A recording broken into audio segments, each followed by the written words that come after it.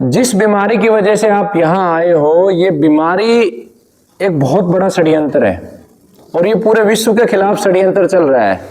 हमारे गुरु राजीव दीक्षित जी ने आज से लगभग 20 वर्ष पहले ये बता दिया था कि आने वाले समय में जो लड़ाइयाँ होंगी वो वैक्सीन के माध्यम से होंगी और अन्य प्रकल्प उसके होंगे।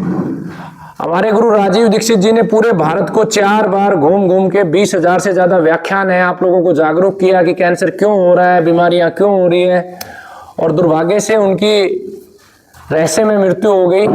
और उन्हीं के कार्य को बाबा जयराम दास जी के आशीर्वाद से आगे बढ़ाने का प्रयास राजीव दीक्षित गुरुकुल कर रहा है। सबसे पहले हमें यह समझना है कि आखिर लोग बीमार क्यों होते हैं। इस बात को अगर हम समझ गए तो हम सोच लें कि हमारा 90% काम हो गया। देखिए, भारत दुनिया का सबसे ज्यादा विकसित देश रहा है। भारत को सोने की चिड़िया कहा जाता था। क्यों कहा जाता था? कि आज से 1000 वर्ष पहले विश्व में सबसे ज्यादा पैसा, सबसे ज्यादा ज्ञान केवल भारत में रहा है। भारत के लोगों में इतना ज्ञान रहा है कि पूरी दुनिया में जितने भी रिसर्च हुए हैं सब भारत ने किए हैं। आप गौरव करोगे अपने पूर्वजों के बारे में कि हमारे पूर्वज इतने बड़े विद्वान रहे हैं। आप जो हवाई जहाज उड़ रहा है, इसका प्राचीन समय में इसकी खोज किसने करी थी? महर्षि भारद्वाज ने करी थी। आज जो दुनिया में सर्जरी हो रही है, इसकी खोज किसने करी थी? महर्षि सुश्रुत ने करी थी। पूरी दुनिया का सबसे पहला चिकित्सा का ग्रंथ भारत में लिखा गया, भगवान धन्वंतरी के द्वारा दिया गया। ऐसे देश की आज ऐसी दुर्दशा हो गई है कि हर चीज पर हम विदेशी लोगों पर निर्भर हैं। आखिर उसके पीछे कारण क्या है? उसके पीछे का कारण यह है कि जब विदेशी लोगों ने भारत को समझा तो भारत को समझ के उनको यह समझ में आया कि इन लोगों का ज्ञान ही इनकी सबसे बड़ी शक्ति है और इनकी परंपराओं में ज्ञान घुसा हुआ है। हमारी जितनी भी परंपरा थी वो ज्ञान युक्त थी। एक एक उपवास करवाया जाता था, वो हमारे शरीर को स्वस्थ रखने के लिए करवाया जाता था। तो धीरे धीरे उन्होंने हमारी पूरी संस्कृति को स्टडी किया और फिर उन्होंने हमारी ही संस्कृति के खिलाफ हमें ही पढ़ाना शुरू कर दिया। जैसे मुगलों ने हमारे देश पे आक्रमण किया, मुगलों ने क्या किया? चीजों को नष्ट करना शुरू किया। जैसे नालंदा विश्वविद्यालय को जला दिया, हमारे मंदिरों को तोड़ दिया, हमारी यूनिवर्सिटियों को जला दिया। विश्व की सबसे बड़ी जो यूनिवर्सिटी थी, विश्व का सबसे बड़ा विश्वविद्यालय था, सबसे पहला विश्वविद्यालय भारत में हुआ है। पूरे विश्व के लोग भारत पढ़ने आते थे, पूरे विश्व के लोग भारत से ज्ञान लेके जाते थे। मुगलों ने नष्ट करना शुरू किया और अंग्रेजों ने अपनी कुबुद्धि के माध्यम से उसमें मिलावट कर दी। अंग्रेजों ने हमारे ही ज्ञान को हमसे अर्जित करके और हमें ये बताना शुरू कर दिया कि आपके दादा परदादा बेवकूफ थे। कैसे? उदाहरण के लिए, जब भारत में लोग दातुन करते थे, दंत मंजन करते थे, तो किसी के दांत खराब नहीं होते थे। 80-80 साल तक दांत चलते थे। अंग्रेजों ने यहाँ पर पेस्ट लेके आए, टूथपेस्ट लेके आए और आपको क्या बताया कि भाई दातुन करोगे या दंत मंजन करोगे तो आपके मुंह में क्या आएगी? बदबू आएगी। तो हमारे पूर्वजों के मुंह में बदबू आती थी? नहीं आती थी। उनके दांत हमारे से ज्यादा मजबूत थे। जब भी बाजार के अंदर किसी को कोई अपना उत्पाद बेचना होता है तो वो पहले से जो उत्पाद है उसकी बुराई करेगा। जैसे अंग्रेजों को चीनी रूपी जहर यहाँ बेचना था तो उन्होंने क्या किया? उन्होंने कहा कि गुड़ में मक्खियां मिल जाती है, गुड़ में केमिकल है, गुड़ अच्छा नहीं है, गुड़ बीमार कर देगा, साफ सुथरा नहीं है, और चीनी रूपी जहर आप लोगों को दे दिया। जैसे हमारे यहाँ पर नमक दिया जाता था, सेंधा नमक होता था या पहाड़ का नमक होता था, क्योंकि हमारे पूर्वज बड़े समझदार थे। क्यों खाते थे वो सेंधा नमक? जो समुद्री नमक है, इस समय पूरी दुनिया में समुद्र के अंदर सबसे ज्यादा प्लास्टिक घुस चुका है। जो हम प्लास्टिक तैयार कर रहे हैं अंत में जाके कहां चला जाता है? समुद्र में, क्योंकि लगभग 70% हिस्से में क्या है? पानी है। तो समुद्र में पानी के अंदर प्लास्टिक घुस गया। जितनी भी गंदगी है, जो भी गंदगी है वो सारी की सारी समुद्र में जा रही है। अब उस पानी को सुखाया जाता है तो माइक्रो लेवल पर क्या आता है? प्लास्टिक आता है। वो प्लास्टिक क्या करता है? हमारे शरीर में जाता है, हमारी कोशिकाओं के डीएनए को खराब करता है और क्या पैदा कर देता है? कैंसर और अन्य बीमारियां पैदा कर देती है। तो जब आपका सेंधा नमक, काला नमक था, उसकी बुराई करी गई कि ये साफ सुथरा नहीं है, इसका उपयोग नहीं है, और आपको क्या परोस दिया गया? आयोडीन वाला नमक, कि भाई आप लोगों में आयोडीन की कमी, इसलिए आयोडीन वाला नमक खाओ। आयोडीन की कमी नहीं थी, उनको बाजार में ये बेचना था, अपना नमक स्थापित करना था। अब इस नमक के कितने नुकसान है? बाजार के नमक का सबसे पहला नुकसान, समुद्र से जो नमक तैयार होता है उसमें माइक्रो लेवल पर प्लास्टिक है। दूसरा, जितनी भी कंपनियों का गंद जाके चला जाता है समुद्रों में, जो भी इंडस्ट्रियल वेस्ट है वो सारा समुद्र में चला जाता है। और इन दोनों को मैं इग्नोर भी कर दूं तो तीसरा सबसे बड़ा कारण, आप अपने दादा परदादा से पूछना, आज से 20 साल पहले चौमासे के समय में नमक में पानी हो जाता था। होता था? अब होता है? अब नहीं होता है। क्यों नहीं होता है? क्योंकि उस नमक में केमिकल मिलाया जाता है। सारे केमिकलों की लिस्ट यहां पर दी है। वो उसमें पानी नहीं बनने देते। वो केमिकल जो सीमेंट में मिलाया जाता है ताकि मकान में नमी ना आए, वो केमिकल डाला जाता है। वो फिर से आपको बड़ी बड़ी बीमारियां देता है, कैंसर भी देता है और अन्य बीमारियां देता है। इसी तरीके से हमारी माताएं बहनें क्या करती थी, हमारे यहाँ गेहूं को हम स्टोर करते थे, साल भर का गेहूं, उसके अंदर हम नीम के पत्ते डालते थे ताकि उसमें कीड़े ना लगे, और उसको फिर बाहर निकालते थे, पानी से धोते थे, फिर उसको छांव में सुखाते थे, धूप में सुखाते थे, फिर उसको जो ना पीसते थे और फिर वो आटा खाते थे। वो आटा इतना गुणकारी था, वो 20 दिन तक ही गुणकारी था। 20 दिन के बाद वो हमारे खाने लायक नहीं रहता था, क्योंकि उसमें अपने आप परमात्मा क्या पैदा कर देता था, कीड़े। अब कंपनियों को क्योंकि पैकेट का आटा बेचना था, तो आपको टेलीविजन के माध्यम से दिखाया गया कि ये वेस्टेज है, ये रसोई ऐसी होनी चाहिए, पैकेट का आटा होना चाहिए, बढ़िया पैकिंग होनी चाहिए। लेकिन वो आटा धीमा जहर है, भले ही किसी भी कंपनी का हो। आटे की आयु 20 से 25 दिन 30 दिन है, इससे ज्यादा आटे की आयु नहीं है। लेकिन उनको ये केमिकल भेजना था, तो पहले तो हमारी माताओं बहनों का माइंड वॉश किया कि ये जो घरेलू काम है फालतू के हैं, और धीरे धीरे वो आटा पूरे बाजार में आ गया है। अब उस आटे में क्या नुकसान है, उस आटे में केमिकल मिलाया जाता है। जितनी बड़ी कंपनी इतना ज्यादा केमिकल। जैसे कोई लोकल कंपनी है 15-20 दिन की सप्लाई करती तो केमिकल ना भी मिलाए, लेकिन जितना बड़ा ब्रांड है उसको तो 6-6 महीने की पैकिंग करनी है। मध्य प्रदेश से पैक होकर चल रहा है, हरियाणा में आ रहा है, तो 6 महीने तक अगर उसमें कीड़े नहीं पड़ रहे हैं तो उसका मतलब क्या है, उसमें पहले से ही जहर मिला दिया गया है। तो ये जो आटा है ये दूसरा एक बड़ा कारण है बीमारियों का। उसके बाद हमारे देश में गाय आधारित खेती होती थी, गोमाता आधारित खेती होती थी, नंदियों का बड़ा उपयोग था, क्योंकि वो सीधा सीधा विज्ञान है। हमारा जीवन ऊर्जा से चलता है, और नंदी के पास ऊर्जा है, गाय के पास ऊर्जा है, उसका हम गोबर डालते हैं, गोमूत्र डालते हैं, उससे अगर खेती करते हैं तो जितना अनाज निपजता था वो आज के अनाज से कई गुना ज्यादा ताकतवर था। अब हमने क्या कर दिया, हमारे यहाँ यूरिया डीएपी ले आए, क्या बोला इसका प्रोडक्शन कम है। आप अपने दादा परदादा से पूछना कि जो आज हम कपड़े जैसी रोटी खाते हैं 4 या 5 खाते हैं, हमारे दादा परदादा 20-20 रोटी खाते थे। तो और आबादी हमारी कितनी बड़ी है, इन 60-70 सालों में हमारी आबादी 3 गुना हुई है। अगर 3 गुना आबादी हुई और हमारे पूर्वज हमारे से 5 गुना तो ज्यादा खाते थे। मैंने खुद मेरे दादा परदादा से सुना कि कस्सी से हलवा डालते थे। आज तो 100 ग्राम हलवा नहीं खा सकते, वो 1-1 किलो खा जाते थे। तो मतलब वो हमसे कई गुना ज्यादा खाते थे। अगर वो 5 गुना ज्यादा खाते थे तो फिर वो प्रोडक्शन कैसे होता था, ये लॉजिक लगाने की बातें हैं। वो प्रोडक्शन कहां से आता था, गाय आधारित खेती होती थी, उससे उत्पादन होता है, हमने प्रैक्टिकली किया है, और इतना उत्पादन होता है जितना यूरिया डीएपी से भी नहीं होता है, लेकिन मेहनत करनी पड़ती है। लेकिन जो यूरिया डीएपी और पेस्टिसाइड आपने डाला उसका परिणाम क्या है, उसका परिणाम यह है घर घर कैंसर, हर घर कैंसर। जहां पर हर घर में गाय होती थी, हर घर में नंदी होता था, वहां पे आप क्या आ गया, कैंसर। आप कल्पना करो कि आपने खूब पैसा कमा लिया, आपने 40 लाख 50 लाख 2 फ्लैट 10 एकड़ जमीन कमा ली, 20 एकड़ जमीन कमा ली, और आपके 2 बच्चे हैं, और आपको 20 साल के बाद पता चला कि दोनों बच्चों को कैंसर हो गया। आने वाले समय में जहां तक मेरी सोच जाती है, हर घर में एक कैंसर का रोगी होगा, हर घर में एक पागल होगा, और हर घर में नपुंसक होंगे, बच्चे पैदा नहीं होंगे। ये पूरा प्लान है उद्योगपतियों का।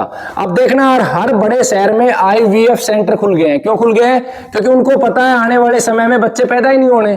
क्यों नहीं होने, क्योंकि वो जानबूझकर ऐसे केमिकल आपको दे रहे हैं कि आपकी फर्टिलिटी कम हो जाए। जैसे उदाहरण के लिए अभी GM सीड आ गया है।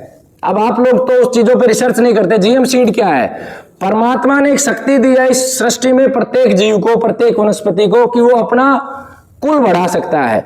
एक नीम का पेड़, और उससे हर साल लाखों नीम के पेड़ तैयार हो सकते हैं। क्योंकि बीज गिरता है उससे पेड़ तैयार हो जाता है। किसी भी फैक्ट्री में वो ताकत नहीं है कि एक गेहूं के दाने से 1000 गेहूं के दाने बना सकती है फैक्ट्री। आप 50 किलो लोहा लोगे तो 50 किलो की मोटरसाइकिल बनेगी, लेकिन परमात्मा की शक्ति देखो, एक गेहूं के दाने से अनंत गेहूं के दाने बना देता है। अब उस शक्ति को खत्म करने का प्रयास हमारे आधुनिक वैज्ञानिक कर रहे हैं जीएम सीड के नाम पर।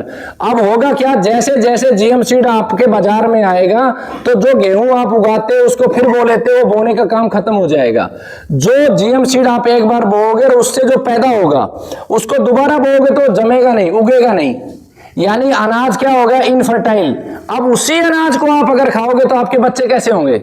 हमारे को क्षमता बच्चे संतानें पैदा करने की प्रकृति तो देती है, अब वो क्षमता हमारी खत्म हो जाएगी। तो हमें जीएम सीड और इसका विरोध भी करना चाहिए और इन सब चीजों से बचना भी चाहिए, देसी गेहूं देसी अन्न की तरफ बढ़ना चाहिए। तो मेरा आपको समझाने का एक भाव ये है कि जब तक हम हमारे भोजन को नहीं बदलेंगे, आप दवा ले लो, डॉक्टर के पास चले जाओ, हॉस्पिटलों में चल जाओ, आप ठीक नहीं हो सकते हो। आज दूध की अगर मैं बात करूं तो दूध कितना नकली है। हमारा गांव है पूरा का पूरा, इस गांव में भी कम से कम 5 क्विंटल मेरा अनुमान है थैली का दूध आता है। तो जिस गांव में 5 क्विंटल थैली का दूध आ रहा है तो दूध बन कहां रहा है? शहर के अंदर परमिशन है नहीं गाय रखने की, भैंस रखने की, बहुत लिमिटेड परमिशन है, तो दूध कहां से आ रहा है, कभी सोचा आपने? तो दूध जो आ रहा है वो नकली आ रहा है। अब नकली दूध और दूध के प्रोडक्ट खाओगे तो आप क्या होगे? बीमार हो गए। आपका ज्यादा समय नहीं लूंगा, इस बोर्ड के ऊपर कैंसर के कारण आपको दिए, बीमारियों के कारण दिए, अगर आप इनको बदल सकते हो तो आप ठीक हो सकते हो। पहले स्टेप में आपको ये करना है। दूसरे स्टेप में आपको क्या करना है? कैंसर के कारण आपने समझ लिए। दूसरे स्टेप में आपकी दिनचर्या प्रकृति के अनुसार होनी चाहिए, आपके अनुसार नहीं होनी चाहिए। प्रकृति के अनुसार क्या है? सूर्यास्त से पहले खड़ा होना है, कम से कम 2 घंटे पहले खड़ा होना है। भोजन आपको सूर्य छिपने से 2 घंटे पहले करना है। डिटेल में आपको वीडियो देंगे, उसमें आप समझ लेना। आपकी दिनचर्या, आपकी रात्रिचर्या, रात्रि का सोने का समय कैसा होना चाहिए वो आपको फॉलो करना है। इसके बाद ये आप 3 स्टेप कर लोगे तो आपको यहां से कुछ दवा दी जाएंगी, ठीक है? दवा के आपके पास विकल्प है, आप इस दवा को घर पे बना सकते हो। जो ग्रुप में आपको ऐड किया वहां पे पुस्तक है, क्योंकि हमारा जो अभियान है, हमारे गुरु का जो अभियान है कि रोगी बने स्वयं चिकित्सक। आप खुद से उन दवाओं को बनाओगे तो जो गुरुकुल में बनी है उससे ज्यादा ताकतवर बनेगी। क्यों बनेगी? कि गुरुकुल में बनाने वाला कर्मचारी है, लेकिन आप अपने रोगी के लिए बनाओगे तो आपकी भावनाएं प्रबल है, तो आप जल्दी अपने आप को ठीक कर पाओगे। तो वो वहां पर आपके पास अवेलेबल है। दवा के नियम है, आप अगर आर्थिक रूप से कमजोर हो तो यहां पर एक व्यक्ति को छोड़ के वो श्रमदान करेगा, श्रमदान के आधार पर आप दवा निःशुल्क लेके जा सकते हो, ठीक है? या फिर जो दवा का मूल्य आप चुकाकर लेके जा सकते हो। ये दवा के बाद आपको जो महत्वपूर्ण बात है, दवा लेने की जो विधि है उसकी आपको एक वीडियो दी है। ग्रुप में 23 वीडियो डाली है, उसी में एक दवा लेने की विधि की वीडियो है। आप वहां काउंटर पे दवा लेने के बाद आप बोलते हो कि हमें समझा दो, वहां पर बैठा हुआ एक वर्कर है, वो 200 बार अगर किसी बात को बताएगा तो कम से कम 30 बार गलत बताएगा। मैं भी अगर बैठ जाऊंगा एक ही चीज को रिपीटिंग करूंगा तो गलती करूंगा। तो मेरी आप लोगों से हाथ जोड़ के प्रार्थना है कि वहां नहीं वीडियो बनवानी है आपको। जो वीडियो यहाँ दवा लेने की विधि समझाने के लिए दी है उसी को फॉलो करना है। कुछ नहीं समझ में आए तो आप वापिस मेरे पास आओगे, मेरी टीम के पास आओगे, वो आपको क्लैरिफाई करेगा, ठीक है? इसके बाद अगले स्टेप में कैंसर जैसी बीमारी को खत्म करने के लिए जो सबसे ज्यादा महत्वपूर्ण है वो रोगी और रोगी का परिवार और उसके आसपास के लोग। एक हमारा शरीर है, पंच महाभूत से बना है, उसमें जल, जमीन, आकाश, अग्नि, वायु, सब में परमात्मा ने वो 5 चीजें दी है। तो दवा से वो 5 चीजें शुद्ध हो जाएंगी, आपकी भोजन से वो शुद्ध हो जाएंगी। लेकिन हमारा जो सूक्ष्म शरीर है जो सबसे ज्यादा एनर्जी जनरेट करता है। अब सूक्ष्म शरीर के बारे में मैं आपको कुछ उदाहरण देता हूं। जैसे कि जीतन राम मांझी हुए, है ना, एक मांझी हुए जिसने पहाड़ चीर दिया, उसकी पत्नी की डेथ हुई और उसने पहाड़ चीर दिया। व्यक्ति तो आप जैसा ही था, उसके पास ऐसा क्या था? उसके पास सूक्ष्म एनर्जी थी। वो सूक्ष्म एनर्जी केवल हमें सकारात्मक कार्य से मिल सकती है, वो हमें ज्यादा से ज्यादा अर्जित करनी है। वो कैसे अर्जित होगी? वो आपको अर्जित होगी कि आप प्रभु की शरण में चले जाएं, अपने आप को परमात्मा को समर्पित कर दें। परमात्मा एक ही बात कहता है, किसी से बह मत खाओ, केवल एक ही चिंतन करो सुबह से शाम तक कि मेरे माध्यम से कोई गलत कार्य ना हो। और गलत कार्य क्या है? परमात्मा की जितनी भी संतानें हैं, पंच महाभूत से जो ईश्वर की संतानें क्या है, जितने भी पक्षी हैं, मोर है, चिड़िया है, कबूतर है, गाय है, भैंस है, घोड़ा है, बैल है, पेड़ पौधे, ये सब परमात्मा की संतानें हैं। उनको आप हानि मत पहुंचाओ। पहला कार्य हमें ये करना है कि उनको हमें हानि नहीं पहुंचाना है। अब उनको हानि हम कैसे पहुंचाते हैं? हम पेड़ों को काटना शुरू कर दे, पेड़ ना लगाएं, जीवों को ना पालें, तो उनको लाभ जब पहुंचाओगे तो परमात्मा आपको क्या देगा? शक्ति देगा। अगर कोई आपके बेटे को प्यार करेगा, उसकी केयर करेगा, तो आप क्या करोगे? उसको ब्लेसिंग दोगे ना। ऐसे ही आपको सबकी सेवा करनी है। जैसे आप यहाँ पे आए हो, कुछ लोग पैसे वाले हैं, कुछ गरीब हैं। जो पैसे वाले हैं वो बेचारे कई रोगी पैदल जा रहे होंगे, उनको लिफ्ट दे दो, है ना, उनको ये सहयोग कर सकते हो आप। और आपको कोई गरीब दिखे उसकी मदद कर दो आप। पक्षियों को दाना डालो, गाय को रोटी दो, पेड़ों में पानी डालो। इन सब के माध्यम से आप सूक्ष्म एनर्जी जनरेट कर सकते हो। ज्यादा से ज्यादा परमात्मा का नाम लो आप, ठीक है, इससे भी आपकी सूक्ष्म एनर्जी जनरेट होगी। कभी भी किसी से भय मत खाओ, किसी से, कोई कितना भी बड़ा ताकतवर हो, सिर्फ प्रभु के आगे समर्पण करना है, उसके अलावा किसी के आगे समर्पण नहीं करना है। आपका जीवन, आपकी मृत्यु केवल परमात्मा के हाथ में है और दूसरा कोई नहीं मार सकता है आपको। आपके करोड़ों दुश्मन हो जाएं, अगर परमात्मा आपके साथ है, कभी आपको कोई मिटा नहीं सकता, कभी आपको हला नहीं सकता। अब क्योंकि आप यहाँ पे आए हो, कैंसर की चिकित्सा के लिए आए हो, तो कैंसर की चिकित्सा में सबसे महत्वपूर्ण होता है सही चिकित्सक का चुनाव। आज अधिकतर कैंसर के रोगी अपना समय नष्ट कर देते हैं गलत जगह पे चिकित्सा के माध्यम से। अब सही चिकित्सक का चुनाव कैसे कर सकते हैं? जहां भी चिकित्सा करवाने जाओ, सबसे पहले ये देखो उसने 50 कैंसर के रोगी ठीक किए हैं या नहीं किए। उन रोगियों के मोबाइल नंबर लो, उनका एड्रेस लो, उनका पता लो, अच्छे से वेरीफाई करो। उसी से बात करते करते बोलो लाओ तुम्हारी बुआ का नंबर दो, तुम्हारे सरपंच, गांव के सरपंच का नंबर दो। जब आप वेरीफाई कर लो, क्योंकि चिकित्सा में इस समय इतनी झूठ और इतनी लूट है, क्योंकि मनुष्य काले सर का, इसको एक ही चीज सूझ रही है, बस पैसा आ जाए, पैसा आ जाए। परमात्मा की अगर शरण में हम चले जाते हैं तो किसी चीज की कोई कमी नहीं रहती, ना पैसे की कमी रहती है, ना किसी और कार्य की कमी रहती है। तो ये सही चिकित्सक का आप चुनाव करें। मेरे पास आए तो मेरे से सवाल करें कि आपके कितने ठीक हुए हैं। अब तक भारत में 5 बार प्रतियोगिता हुई है। ये छोटे से जंगल में बाबा जयराम दास जी की भूमि पे गुरुकुल है, 5 बार ये गुरुकुल का पहला स्थान रहा है। अभी पूरे विश्व की प्रतियोगिता हरिद्वार में हुई थी, वर्ल्ड एक्सपो लगा था। उस एक्सपो के अंदर सबसे ज्यादा केस गुरुकुल के प्रेजेंट हुए, सबसे ज्यादा। और गुरुकुल ने ओपन चैलेंज दिया हुआ है पूरे विश्व के जितने भी चिकित्सक हैं, अगर किसी ने गुरुकुल से ज्यादा रोगी ठीक किए हो तो कभी भी आओ, 1 करोड़ रुपए ले जाओ। कभी भी आओ, एनी टाइम आओ, 1 करोड़ रुपए ले जाओ। और ये जितनी प्रतियोगिता हुई है, ये सारी की सारी वहां पर हुई है जहां पे चिकित्सा का गढ़ है। दिल्ली में हुई, हरिद्वार में हुई, मध्य प्रदेश में हुई। और अगला जो प्रतियोगिता है, जो सम्मान समारोह है, वो वृंदावन में है, उसके बाद हिमाचल में है। तो आप जब ये सवाल करोगे कितने रोगी ठीक किए, तब आपको सही चिकित्सक का चुनाव करने का अवसर मिलेगा। एक मेरी आप लोगों से अंतिम विनम्र प्रार्थना है, अगर आपको अपने आने वाली पीढ़ी को बचाना है तो हमें सबसे पहले प्रकृति को समझना है। प्रकृति के हित में कोई कार्य है तो हमें करना है, और अहित में है तो नहीं करना है। अगर बीमारियों को भगाना है तो जैसे क्रिकेट की प्रतियोगिता होती है, जैसे कुश्ती की प्रतियोगिता होती है, ठीक इसी तरीके से हमें शहर शहर, गांव गांव चिकित्सकों की प्रतियोगिता करवानी होगी। अगर कोई विषय आपके जीवन का है, आप समझो, हम श्रेष्ठ क्रिकेटर का चुनाव करते हैं तो हम श्रेष्ठ चिकित्सक का क्यों नहीं करते? हम लोगों से डाटा क्यों नहीं मांगते? हम हर एक डॉक्टर से, हर डॉक्टर की जिम्मेवारी है कि वो अपने डाटा को सार्वजनिक करे कि आज तक कितने रोगी ठीक हुए, कितना परिणाम है। तो ये जब प्रतियोगिता आप शुरू करोगे, छोटे लेवल पे शुरू करो आप लोग, भले आप एक ट्रॉफी दो, अपने शहर में शुरू करो कि भाई मैं ये पुरस्कार रख रहा हूं, जिसने भी ज्यादा कैंसर रोगी ठीक किए उनको देंगे, या जिसने 50 रोगी ठीक किए उनको दो। भले 1 रुपए दो, भले हरी दूब दो आप, लेकिन इस कार्य को प्रारंभ करो। अन्यथा वो स्थिति होगी, हर गांव में, हर शहर में हॉस्पिटल ही हॉस्पिटल होंगे। मनुष्य की सबसे बड़ी दुर्गति मैं ये समझता हूं कि जन्म भी हॉस्पिटल में और मृत्यु भी हॉस्पिटल में। इससे बड़ी दुर्गति इंसान की कुछ हो नहीं सकती। गीता जी में भगवान कृष्ण ने कहा है कि मनुष्य कुत्ते की मौत मरेगा, वो समय आने वाला है। इसका सीधा सीधा अर्थ है कि मनुष्य की आयु 30 वर्ष होने वाली है। कुत्ते की जितनी आयु है। तो ये सारी चीजें आप करो और निश्चित रूप से आपको आराम मिलेगा, परमात्मा आपको ठीक भी करे ऐसी मैं आशा करता हूं। आप यहाँ पे मौन रहना।